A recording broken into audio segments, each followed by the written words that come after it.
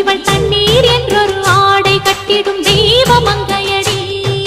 தையம் தீயம் தக்கு தீயம் தக்கு தையம் தீயம் தக்கு தீயம் தக்கு தையம் தீயம் தக்கு தீயம் தக்கு தையம் தீயம் தக்கு தீயம் தக்கு